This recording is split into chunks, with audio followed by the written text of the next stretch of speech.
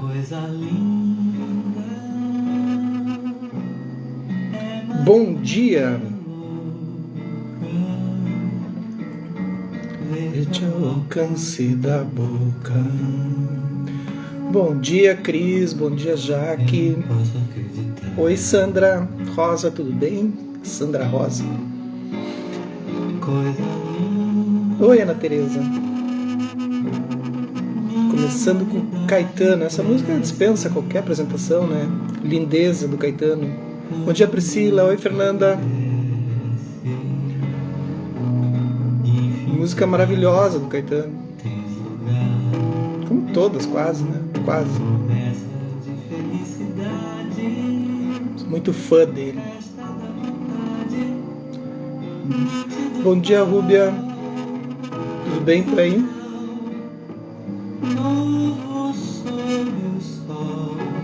Eu adoro o início dessa música, ó. Escutem. Coisa linda. Coisa linda. É mais que uma ideia louca. Vê-te ao alcance da boca. É linda. Eu não posso acreditar. Então, esse é o Caetano. Bom dia, Ariana. Coisa linda. Então, eu não posso deixar tocar muito, né? Porque senão daqui a pouco. Então, é isso. Tem músicas que remetem a memórias afetivas. Muito lindo. Então, vamos lá. Vamos começar o nosso Dharma. Então, a arte da felicidade com Dalai Lama. Tá? Bom dia, Mauro.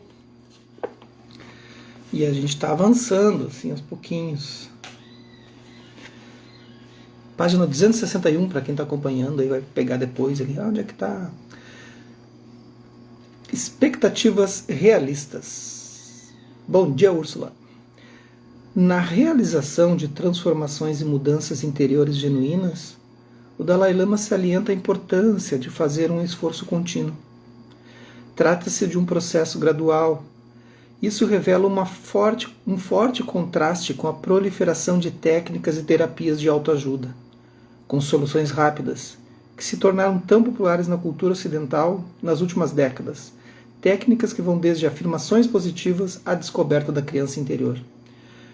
Pai, eu nem vou falar sobre isso, assim. É inacreditável, assim, a quantidade de coisa que existe. 21 dias para despertar não sei o que, 8 dias para não sei o que lá, 7 dias e destrave o seu potencial e se transforme no Einstein. Não vai acontecer. É impossível. Tá? E isso é muito do ocidental, isso, assim. É muito do ocidental porque e tem muito a ver com a nossa cultura, assim, com a nossa cultura. Claro que ajuda, né? Ajuda a dar uma aliviada, assim, né? Mas tem que ser mais honesto, assim, eu acho, essas colocações, assim. Me perdoe se alguém faz isso, assim. Mas se a gente sendo um pouquinho sensato, a gente sabe que essas coisas não acontecem assim da noite pro dia. Não existe nada que aconteça assim, né? Desse jeito. E as pessoas caem nisso. Aí 21 dias depois, aí passa aquela adrenalina. Claro que se tu ficar ali naquele processo ali intenso, assim, por um tempo, ali 1 semana, 2 semanas, 3 semanas, vai te dar uma pilha, assim, né? Te dá uma pilhadeira, assim, e tu fica motivado. Tô loucaço. Mas depois passa. Porque não é uma transformação, é só uma mexida na água, assim. E isso é muito do ocidental, por quê? Porque é a nossa criação de que o mundo foi feito assim, né? Então, foi criado dessa maneira, né? Dessa forma, assim. Então, fez-se a luz, fez-se o... Né? E isso é uma interpretação muito equivocada, né, das coisas, porque não era bem isso que estava se dizendo. E para o oriental as coisas são mais a longo prazo. Eu li ontem, acho que foi ontem, um monge zen chamado Norman Fischer Zoketsu, o nome dele de Zen, batismo Zen. Ele é maravilhoso, assim, procurem Norman Fischer. Na verdade, ele é um judeu. É um judeu que ele pratica ainda o judaísmo mas ele é do budista zen, muitas décadas, assim, super famoso. Ele é um poeta, né? E ele disse uma coisa muito legal, assim, numa das coisas, os artigos que eu estou lendo e estudando. Ele disse que as religiões teístas, aquelas que possuem um Deus, né, claro, naturalmente, então elas se propagam a partir do momento que diz que fez-se um mundo, né, de repente, assim, né, dessa maneira. E aí foi se construindo a humanidade, e a humanidade está decaída, como a gente sabe agora, né, a gente está se matando, né, nós mesmos estamos nos autodestruindo.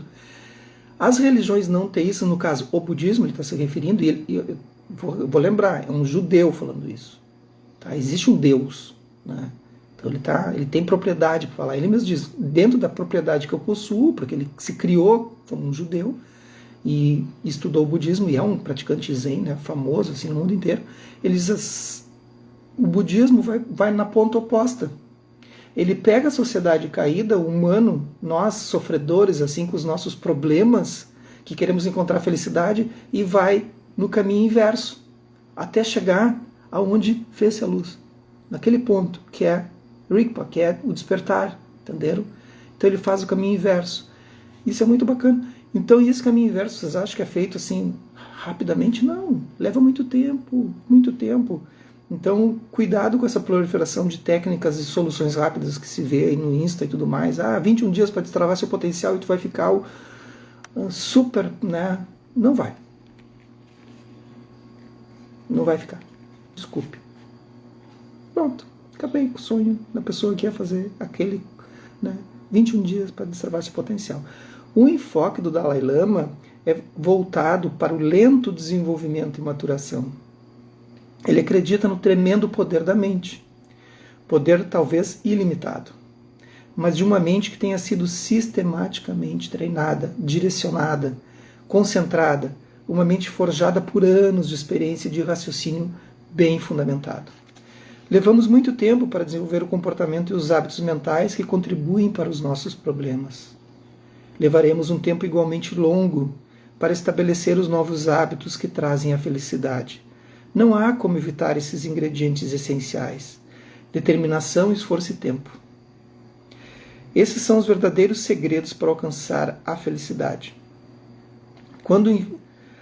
Tem um filme, agora eu lembrei que ele fala isso, ele tem uma fala que ele diz isso. Beleza Oculta, vocês já assistiram? Beleza Oculta, ele diz, ele perde a memória após a perda da filha dele, né? Como é o nome daquele ator mesmo? Não lembro.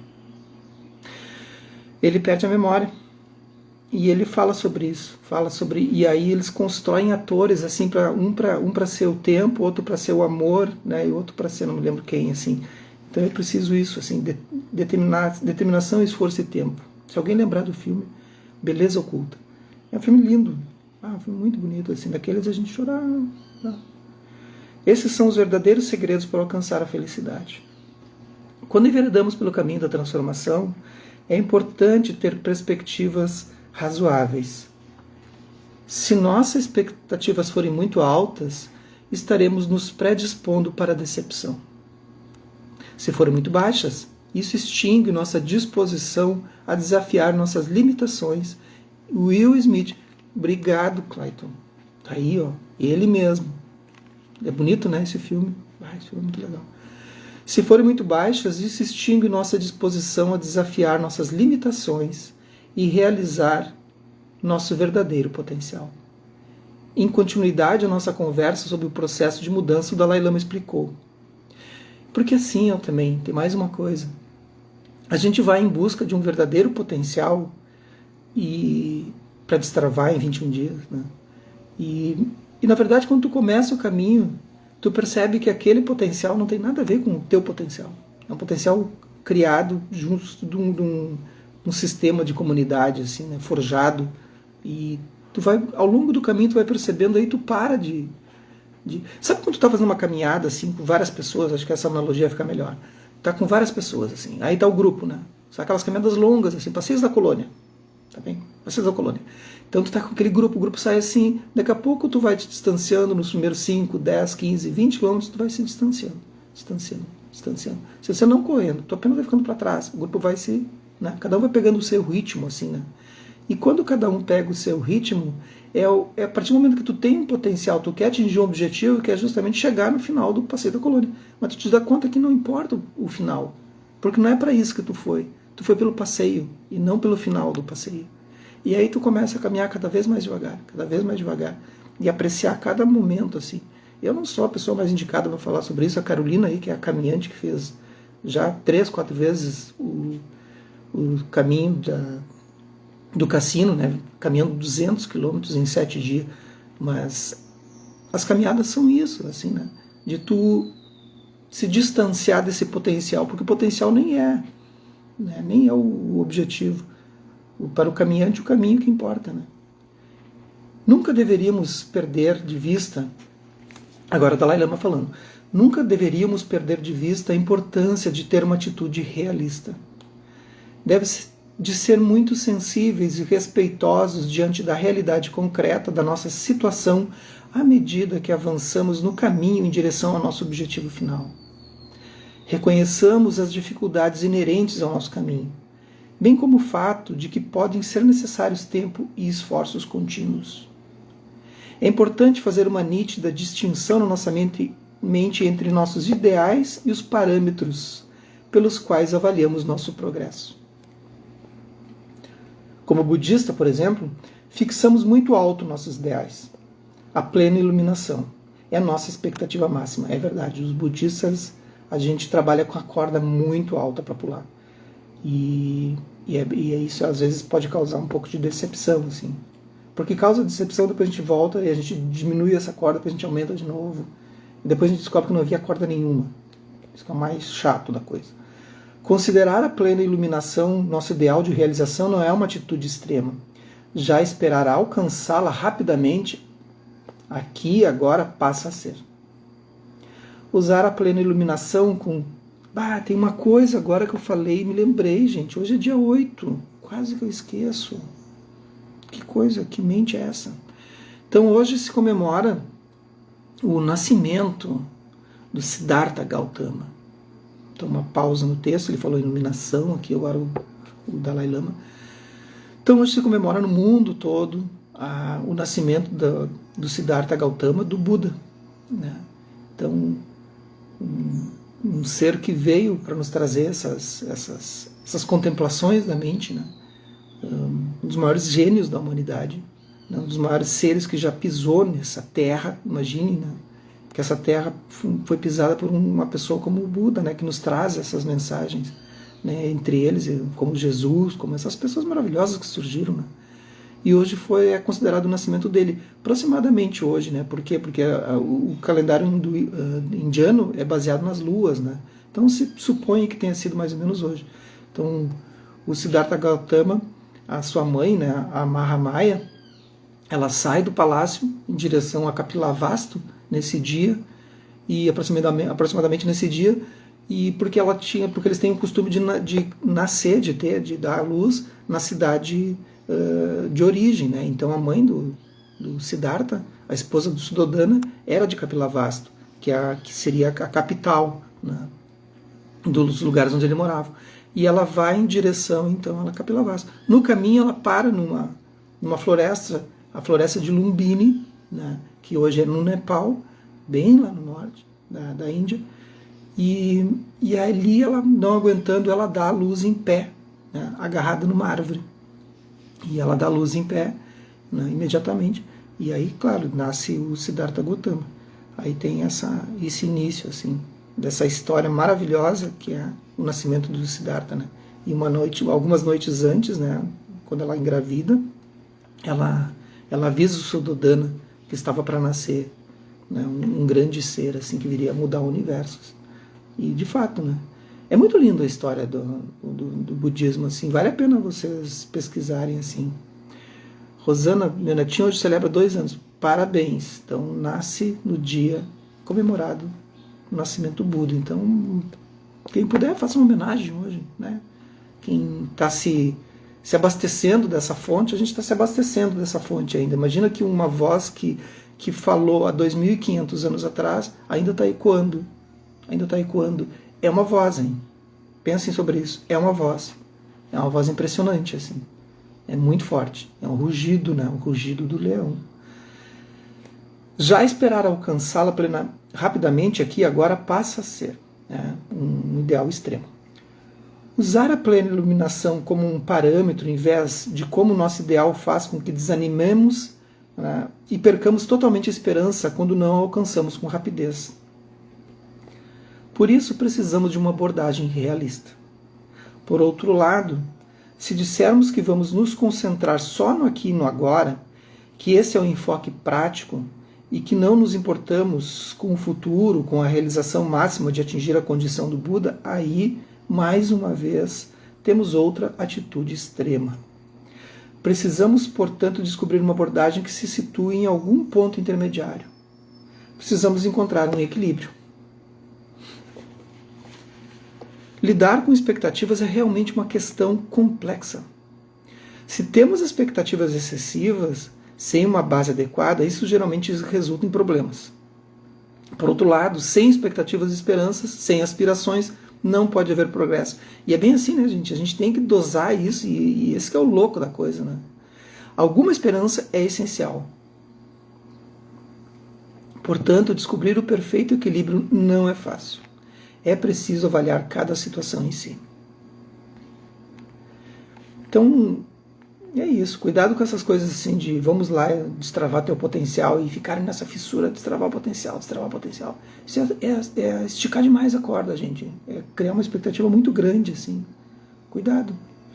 Eu ainda tinha dúvidas que me atormentavam. Embora possamos, sem dúvida, modificar parte dos nossos comportamentos e atitudes negativas, desde que dediquemos tempo e esforço suficientes, até que ponto é realmente possível erradicar as emoções negativas? Dirigi-me ao Dalai Lama. Já falamos sobre o fato de que a felicidade máxima depende de eliminarmos nossos comportamentos e estados mentais negativos. Sentimentos como a raiva, o ódio, a ganância, entre outros. O Dalai Lama sentiu. No entanto, emoções dessa natureza parecem fazer parte da nossa composição psicológica natural. Todos os seres humanos parecem sentir essas emoções mais perversas com intensidade maior ou menor. E se for esse o caso, será razoável odiar, negar e combater uma parte de nós mesmos? Quero dizer, parece pouco prático e até mesmo antinatural tentar erradicar completamente algo que é parte integral de nossa constituição natural. Então está aí a resposta do Dalai Lama, né? Faz parte, conforme, depende daquela que tu vai regar, né? Aquela que tu rega mais, ela surge, ela brota. É mesmo. Algumas pessoas sugerem que a raiva, o ódio e outras emoções negativas são uma parte natural da mente, respondeu o Dalai Lama, abanando a cabeça.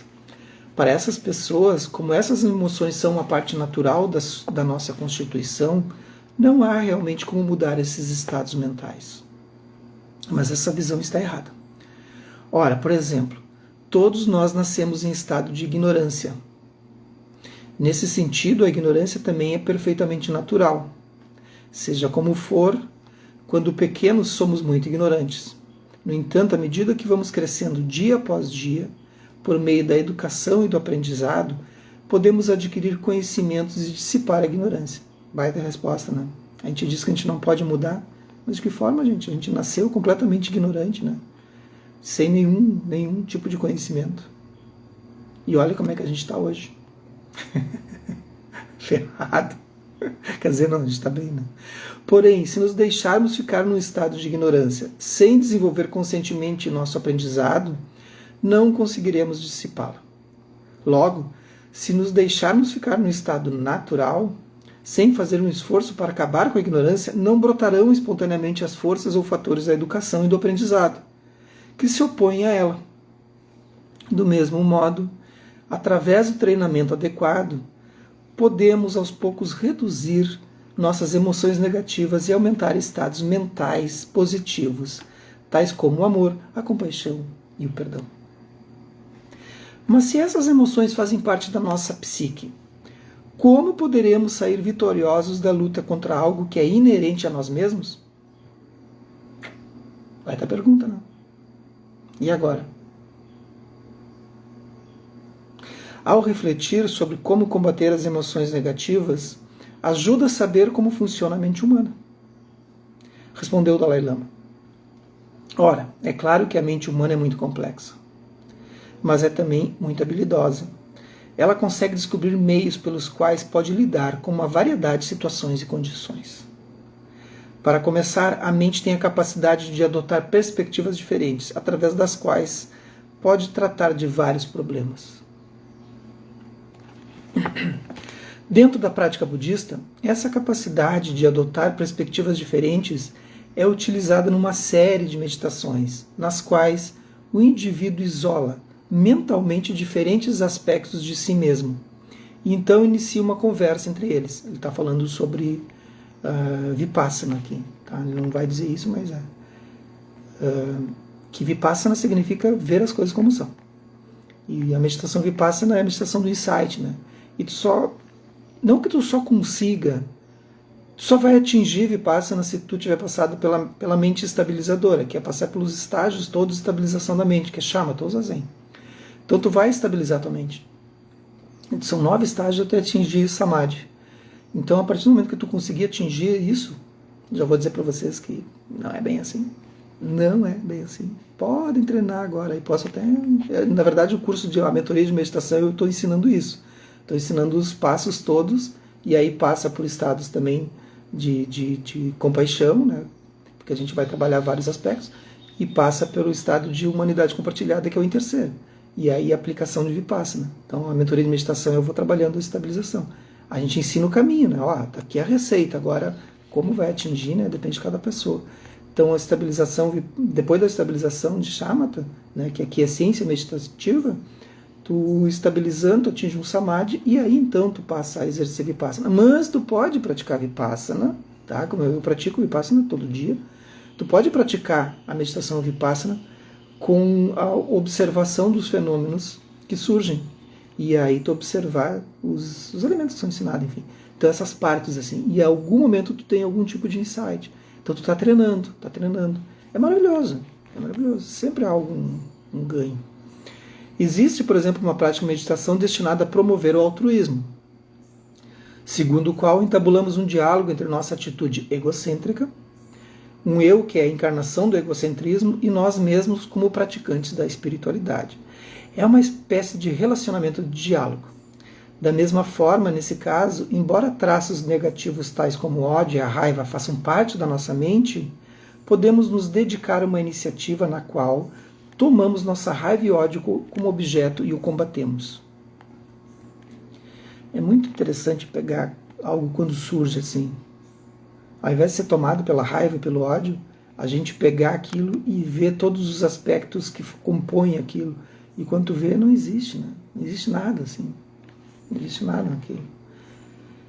Além disso, na nossa própria experiência diária, muitas vezes nos descobrimos em situações nas quais nos culpamos ou nos criticamos. Capaz, bem capaz. Nós não nos criticamos, né, gente? A gente passa... A gente é um amor com a gente. A gente nos trata super bem, a gente se cuida, a gente tem autobondade, autogentileza o dia inteiro, a gente faz acolhimento com a gente aceita os nossos erros, a gente não se culpa, a gente se perdoa diariamente. Aí acontece uma coisa e diz, não, imagina, tu fez tudo que foi possível, né? Que é assim. Quem faz assim todos os dias aí, né? Quem é auto-bondoso contigo, gentil, querido, querida, né? Levanta a mão. Quero ver se alguém vai levantar a mão. A gente se autodestrói. A gente não consegue ser bom com a gente. A gente é muito bom com os amigos. Mas quando se trata da gente, a gente jamais consegue ser tão bom. A gente até tenta, né? Mas a gente faz horrores com a gente. Isso é o mais triste. Vamos parar por aqui. Deixa eu fazer uma pergunta. Vocês estão gostando que a gente faz uma estabilização no final, assim? Quem está curtindo, levanta a mão. Agora é levantar a mão para esse novo quiz. Assim. Então levanta a mão quem está curtindo fazer a estabilização no final do Despertando com Dharma. Chibata pega, né? Né, Cris? Então, curtindo fazer a estabilização? Ajuda? Ótimo. Então vamos lá. Então é um pouquinho, né, rapidinho, mas daqui a pouco algumas pessoas continuam depois. Então nesse momento, vamos voltando a nossa estado natural. Deem esse tempinho, assim, curto.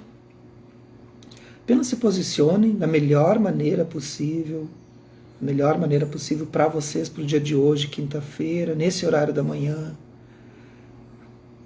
Quem está deitada continua, quem já está sentada, sentado, desencoste da cadeira, dê esse tempinho assim. Quem vai continuar praticando depois já se posiciona na postura, né, que vai continuar. Não tenho pressa. Campo aberto, observando tudo que surge. Nesse momento, começa a trazer a tua atenção.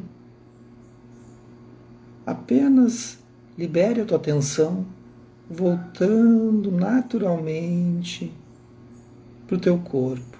Vai trazendo a mente. Vai trazendo a atenção da mente para o teu corpo. Relaxe na próxima inspiração. Inspire profundamente e solte pela boca, relaxando todo o corpo.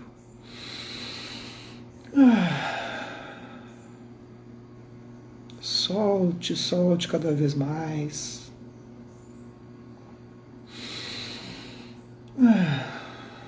Solte. Sinta de verdade isso soltando. Deixe para lá agora todas as palavras do autor, do escritor, do Howard, do Dalai Lama, as minhas. Se de alguma forma, alguma palavra que nós três tenhamos dito, tenha lhe tocado de forma desagradável, considere, nós somos pessoas com os nossos defeitos, imperfeições e qualidades. Apenas desconsiderem.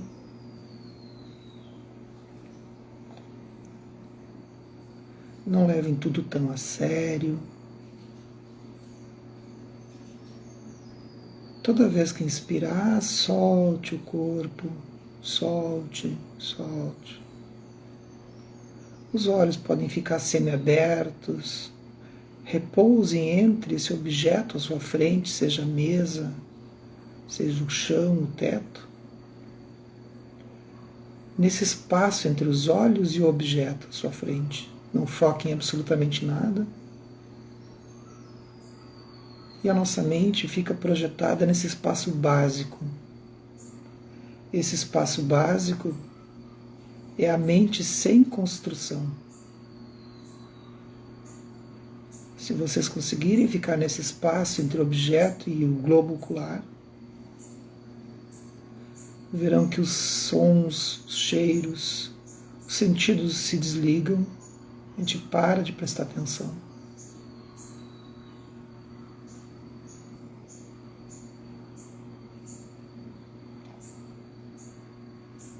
Comecem a observar, trazer sua atenção aos poucos para a respiração.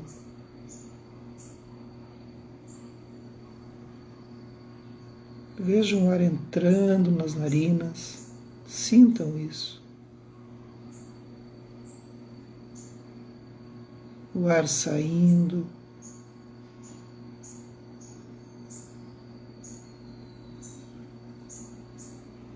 Comecem a perceber que quando o ar entra,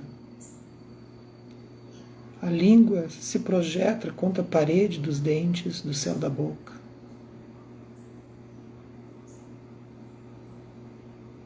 Quando o ar sai, a língua distensiona.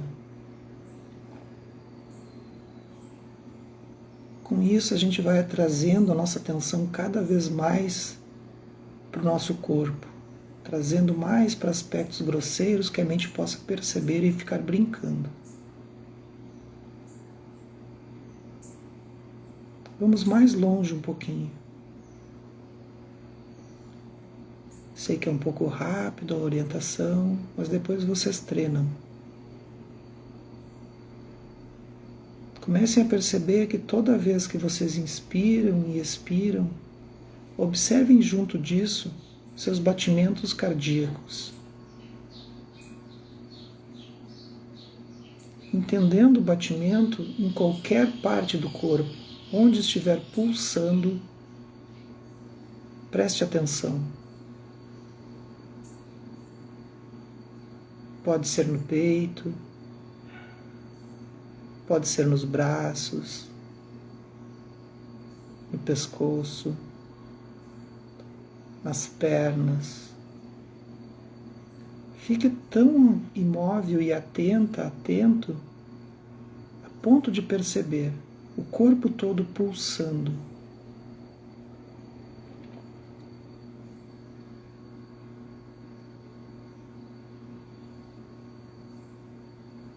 Agora, aos poucos, tente coordenar toda vez que inspira com o batimento.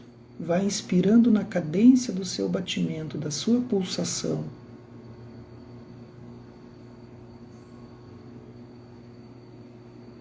Toda vez que expira, na mesma cadência.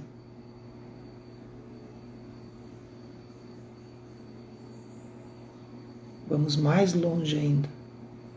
Observe que quando inspira, os batimentos aumentam. Há mais pressão, os vasos se dilatam.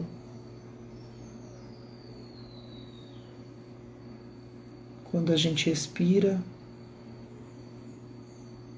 os batimentos, a pulsação diminui. Essa meditação é do ritmo do coração. Para quem tem arritmia, pratique. Coordene a sua respiração com os batimentos cardíacos, com a sua pulsação.